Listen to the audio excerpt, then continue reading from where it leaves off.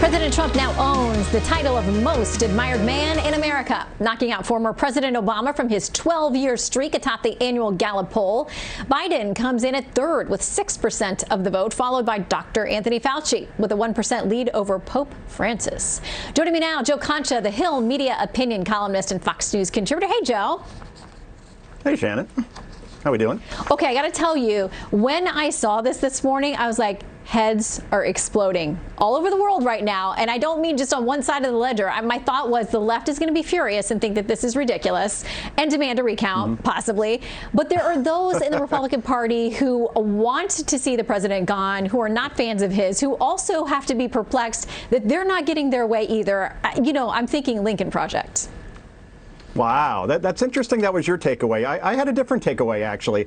And the first starts with the fact that Joe Biden only got 6% overall of the vote, and he finished third. This is the guy that apparently got more than 81 million votes, 12 million more than Barack Obama, you could argue was a much more electric candidate, 27 million more than Ronald Reagan, who won 49 states in 1984.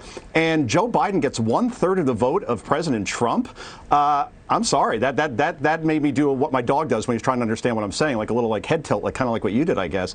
But then also, Kamala Harris, right, Shannon, the first female vice president, gets a little more than half the vote of Michelle Obama, who hasn't been the first lady for more than 4 years. So here you have this historic candidate, and she doesn't even finish first. So bottom line is you had 3 politicians and a Fauci topping the Pope, which was very odd, and then LeBron James tying the Dalai Lama. The Lama is a big hitter. I mean, I'm surprised that happened.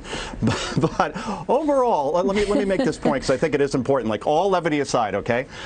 Dr. Lee Wen-young, and I hope I pronounced that correctly, he should have won. He is the true hero. He is the person that should be most admired. He is the doctor that December 30th, almost exactly a year ago, tried to warn the world about coronavirus. Then he treats patients with it. The Chinese government says, shut up, you're not allowed to talk about this anymore. He eventually contracts the coronavirus and dies in February. He is my most admired because if he doesn't start to blow the whistle on this when he did, who knows how long the Chinese would have stalled on this, and who knows how many more would have died across the world and in this country as a result.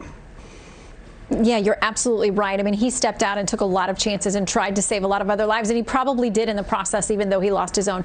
Quickly, when I ask you about this, Gallup looks at post-election approval ratings for one-term presidents. President Trump also at the top of that list, 87% approval among Republicans. What does it say to you quickly about the future of the president and of the party?